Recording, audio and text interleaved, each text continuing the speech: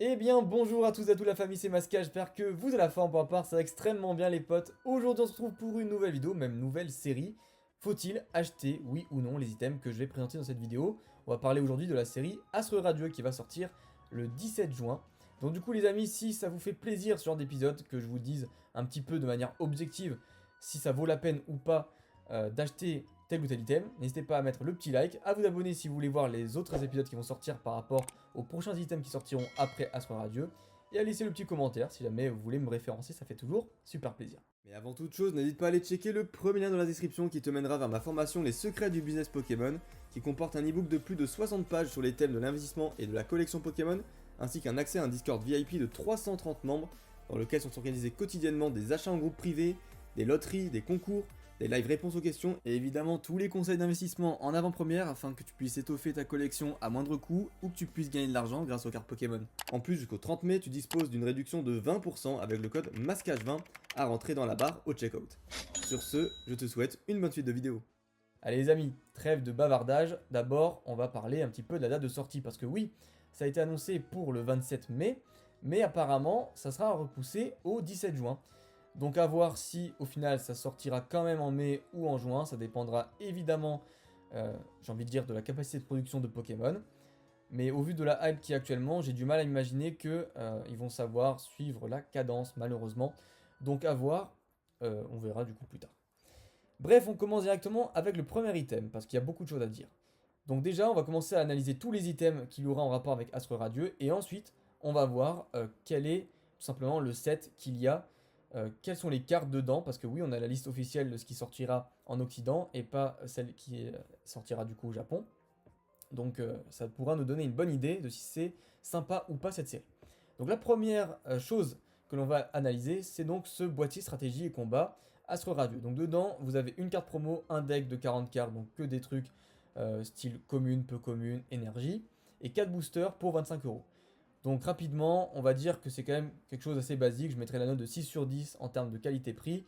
Pourquoi? Parce que vous avez 4 boosters, pour moi ça vaut 5 euros un booster, donc 4 x 5, 20. Et pour 5 euros, vous avez seulement un petit deck de 40 cartes et une carte promo qui vaudront rien sur Vinted, hein, littéralement, si vous voulez compléter la collection. Je pense pas que ce soit très utile pour les collectionneurs, si vous êtes joueur, pourquoi pas. Mais encore une fois, c'est quelque chose qui est plus destiné aux joueurs qu'aux collectionneurs. Donc, en tant que collectionneur, je mettrai quand même un 6 sur 10 pour ce premier item. Ensuite, on va donc voir directement le cœur du sujet avec les boosters à l'effigie de Dialga, Palkia forme originelle, d'Archiduc et de Typhlosion de Izui. Donc du coup, les boosters à l'unité seront au prix de 5,99€, ce qui est le prix basique, hein, encore une fois, pour un booster. Même si j'ai tendance à dire que pour moi, les boosters valent 5 euros. Si vous achetez à 6 euros, je trouve ça pas du tout rentable. Donc pour moi, 4,99€, c'est vraiment le prix idéal. Encore une fois, on va essayer de voir comment on peut essayer de diminuer le coût de ces boosters à l'unité pour pouvoir vous faire plaisir sur les ouvertures, que vous soyez joueur ou collectionneur. Donc là-dessus, je trouve quand même que rapidement, les boosters sont assez jolis, pour être honnête, même si je suis pas fan des formes de Dialga et de Palkia en tant que puriste de la 4G, j'avoue que ça me fait un peu mal. Mais bref, la boîte de 36 boosters est quand même sympathique, avec du coup Dialga et Palkia dessus, donc encore une fois, à l'effigie des deux Pokémon légendaires de la 4ème génération. Par contre, en termes de prix, on est à du 180 euros pour 36 boosters, et je vais directement faire le calcul les amis, est-ce que c'est rentable? Parce que oui, on essaye d'avoir plus ou moins du 4,99€ le booster, et là, on est sur du 5 euros pile poil. Donc oui, on est plutôt sur un bon ratio. Donc ça fait 5 euros hein, le booster, ce qui est quand même assez correct. Personnellement, je trouve ça dommage qu'il faut investir autant d'argent pour avoir une rentabilité de 5 euros le booster. Ça fait quand même un petit budget, 180 euros la display. Sachant que, on l'a vu dernièrement, que les displays des séries comme Évolution Céleste, Règne de Glace, Style de combat redescendaient en prix et que du coup on pouvait en avoir maintenant vers les 160 euros, 170 euros. Donc peut-être que si jamais vous attendez un peu, vous pourrez trouver des boîtes de 36 boosters aux alentours de ces prix-là et donc d'avoir moins cher que 5 euros le booster. Pourquoi pas? Je l'espère pour vous en tout cas, ceux qui veulent jouer ou collectionner à moindre prix. Ensuite, on va parler des tripacks. Les tripacks, qui est pour moi la meilleure rentabilité si vous voulez dépenser un petit budget. Donc c'est-à-dire que là, pour 16 euros, vous avez quand même 3 boosters à l'effigie donc de Nymphalie et d'Evoli, hein, les tripacks. Ce qui fait, du coup, si je suis pas trop mauvais en maths, un petit 5,33 € le booster. Donc ça fait quand même, euh, on va dire, un prix assez réduit par rapport aux 5,99 € à l'unité. Là, vous en avez 3 pour 5,33, ce qui est, je trouve, assez correct. Donc en termes de rentabilité, je mettrai un petit 7 sur 10 pour ces tripacks. Ensuite, vous avez le stade stratégie et combat, donc qui est malheureusement pas très intéressant si vous voulez ouvrir des boosters, parce que dedans, vous avez que 12 boosters pour 80 €, ce qui fait quand même assez cher. Mais si vous voulez jouer, parce qu'évidemment, c'est quand même le but de ce Bold and Battle Stadium, eh bien, vous avez quand même beaucoup de cartes énergie, et vous avez évidemment le livret de règles, plus les marqueurs, et vous avez le dé également. Donc voilà, personnellement, en tant que collectionneur, je trouverais pas ça intéressant. Si vous êtes joueur, je pense que c'est quand même le choix optimal à faire pour vous. Et du coup, vous avez le dernier item qui sortira en juin. Et là, c'était déjà bien prévu parce que les ETB sortent après en fait les boosters normaux de la série. Eh bien, vous avez l'ETB à 49,99 pour 8 boosters, 65 protège cartes, des énergies de marquant des dégâts, le livret de règles comme d'habitude. Donc du coup, au niveau collection, surtout pour ceux qui veulent garder scellé, je trouve que c'est le meilleur item possible. Pourquoi? Parce que généralement les ETB deviennent plus durs à trouver que le reste. Donc voilà, c'est vrai que je vous conseille ça si vous voulez investir sur 3, 4, 5 ans. Pourquoi pas acheter à ce prix-là? Vous arriverez à être rentable assez rapidement. Maintenant les amis, on va regarder un petit peu tout ce qui se situe en termes de cartes dans cette série. Alors est-ce qu'il y a des choses intéressantes à prendre, oui ou non? Est-ce que niveau artistique, Pokémon a mis le paquet?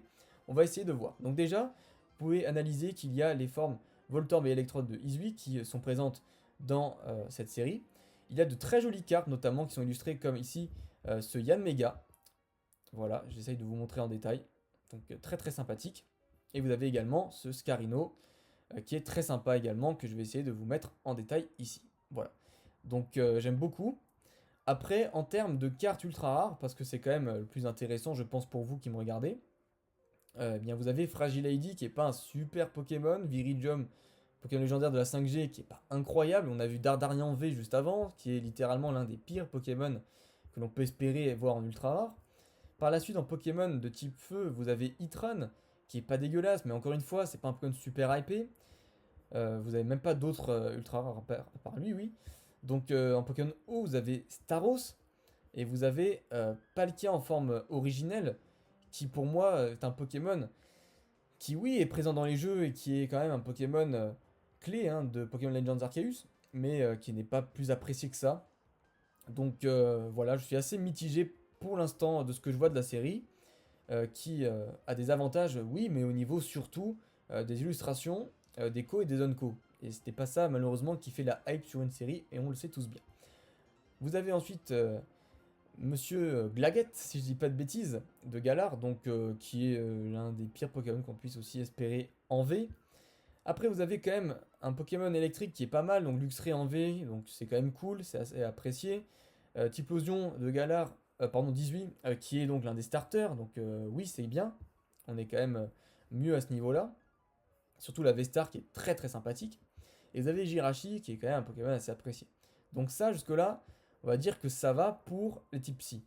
Au niveau du type combat, bah, malheureusement, vous avez Maconieur, qui est très clairement l'une des plus belles illustrations de la série, mais qui malheureusement n'est pas un Pokémon très apprécié. Hein. Maconieur en V, ça va être une carte qui va coûter 3 € littéralement quand elle va sortir. Et puis vous avez heureusement Lucario qui rehausse le tout, parce que oui, Lucario est un Pokémon beaucoup plus apprécié que Maconieur. Par la suite, vous avez ici Archiduc type combat, donc là encore une fois, c'est pareil que pour le Typhlosion 18. Vous avez un starter, donc ça peut rehausser, on va dire, le niveau général de la série. Et là, vous avez Ashekater, donc qui est un nouveau Pokémon, qui me semble pas être très très apprécié non plus. Donc ensuite on défile, là vous avez Darkrai donc qui est très très joli sous sa forme V-Star que je vais vous montrer directement en grand écran parce que là vraiment ça vaut le coup. Donc voilà, au niveau du type ténèbres, on va être beaucoup plus viscère avec notamment Claméral 18 qui est aussi très sexy dans sa forme V-Star, du moins c'est mon opinion. Voilà. Donc après, vous avez énormément de cartes dans cette série, le Dialga aussi qui est pas mal mais franchement j'ai l'impression qu'il est passé devant un miroir qui distord un peu. Et le Karchakroc, au niveau du Team Dragon. Donc le Team Dragon qui comporte seulement 2 cartes, ce qui est assez ridicule. Et donc on termine comme toujours avec les types normales. Donc avec Gouroutan en V. Et ce Pokémon là qui s'appelle Serbien. Voilà. Serbien qui est un des tout nouveaux Pokémon 18. Tout simplement. Donc pas très très fou en termes de cartes. Donc les Co, c'est pas mal en termes de trainers qui sont pour moi très bien illustrés. Donc je vais m'arrêter là-dessus parce que oui, ça me donne faim.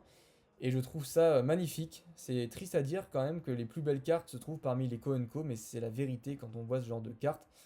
On peut pas dire que ça laisse indifférent. C'est plein de poésie, je trouve ça magnifique. Donc du coup, voilà en termes de ce qu'il y a au niveau de la série principale. Maintenant, on va passer au niveau des full art et des alt art qui sont certainement les plus sympathiques. Et là, oui, mesdames et messieurs, Dardarnian a enfin une illustration qui est sympathique. Voilà, dans un champ de tulipes.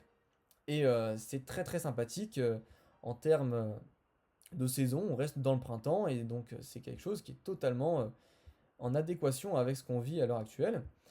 Malheureusement, petit faible quand même pour le Fragile Lady, bon, qui fait du patin à glace avec Obali et les Quillfish. Mais j'ai pas l'impression en fait qu'il est assez mis en valeur cette illustration, je la trouve pas très belle. Donc pour moi, ça va être comme le Dunaconda qui va être très très très peu coté. Par la suite, les autres Pokémon qui ont des Altart, parce que c'est là-dessus surtout qu'on va s'arrêter, eh bien il y a le Palkia forme originelle, donc qui lui vraiment est une illustration assez perturbante, donc qui pourrait coter assez cher je pense, pour la simple et bonne raison que c'est plein de poésie encore une fois. Ça fait un petit peu style Picasso, je sais pas si vous voyez ce que je veux dire, mais c'est assez sympathique. Après, je trouve que celle-là est assez humoristique, mais malheureusement ma cogneur ne risque pas d'être très recherchée. Donc voilà, après je trouve quand même que c'est l'une des plus belles cartes de la série, encore une fois. Là ici on a, du coup, si je dis pas de bêtises, de Farfuré de Izui, qui essaye de remonter une falaise, et on voit ici eh bien, le soleil qui se lève dans la plaine. Je trouve que c'est vraiment magnifique. Donc très très jolie carte, vraiment pour le coup ils ont fait des belles alternatives. Et puis par la suite il y a la carte la plus appréciée du set de ce que j'ai compris pour l'instant, c'est le Dialga forme originelle alternative. Donc un super panel de couleurs avec le vert, le rouge, le rose, le bleu aussi. Donc voilà, vraiment beaucoup de couleurs, un très beau tableau en tout cas sur cette carte, vraiment ça va être je pense l'une des cartes les plus appréciées de la série. Je dis l'une des plus appréciées, pourquoi? Parce que derrière vous avez bon, les rainbows, pourquoi pas, qui sont sympas, mais vous avez surtout les gold, et là vous avez les 3 gold qui vont être les plus appréciés je pense, surtout le Palkia et le Dialga, que je vous montre directement, mais pourquoi pas le Clamiral aussi. Alors pourquoi avoir choisi le Clamiral et ne pas avoir fait les deux autres, hein, je ne sais pas, mais c'est Clamiral qui a été choisi pour être en gold. Alors la Clamiral je pense va coûter moins cher que ces deux-là, hein, mais sait-on jamais. Ensuite, faites très gaffe, moi malheureusement je ne suis pas joueur donc je pourrais pas vous dire ce qui va être joué ou non, mais les cartes qui sont jouées peuvent coûter cher. Ça a été le cas avec le Jirachi de Duo Choc en holo qui a valu 15 balles pendant très longtemps. Donc 15 balles pour une holo de Soleil Lune c'était très cher, et c'est toujours très cher d'ailleurs. Donc voilà, je pense que ça peut être pas mal de target ce genre de cartes aussi pour ceux qui veulent faire de l'investissement dessus, ceux qui veulent aussi les collectionner. Faites gaffe à toutes ces cartes là qui peuvent valoir un peu plus cher pour compléter votre set. Voilà les amis, donc en gros une série que je trouve assez moyenne, sans vous cacher quoi que ce soit. Il y a quelques cartes qui sont sympathiques, mais je trouve que cette série là est pas une série sur laquelle vous devez investir si vous êtes investisseur, si vous êtes collectionneur, franchement et vous avez un petit budget, économisez pour ce qui va arriver par la suite. Je vous conseille pas d'ouvrir cette série personnellement. Voilà. C'est un petit peu dommage de faire un constat comme ça dans une vidéo, du moins dans la première de la série. Mais pour être honnête, je suis moi-même collectionneur de la 4G, donc j'adore Dialga, Palkia, Arceus. Mais là, pour être vraiment sincère avec vous et objectif, même si ça reprend ces Pokémon-là, je ne suis pas du tout hypé par cette série, qui pour moi, voilà, ne devrait pas voir jour, du moins pas sous cette forme. Avec les remakes de Diamant et Perle, donc avec Diamant étincelant et Perle scintillante, on aurait dû voir des remakes de la 4G, donc des séries Diamant et Perle rééditées en quelque sorte. Et ça aurait été vraiment hypé, je trouve. Mais là, on a quelque chose qui fait un peu nouveau, oui, mais un petit peu en dedans pour moi. Voilà, après, ça reste mon avis subjectif, même si j'essaye d'être un maximum objectif à travers cette vidéo en vous donnant et bien tout simplement des analyses un peu plus poussées. Voilà les amis, j'espère en tout cas que ça vous aura plu. Si c'est le cas, n'hésitez pas à liker. Je vous dis à la prochaine pour une prochaine vidéo. Bye bye.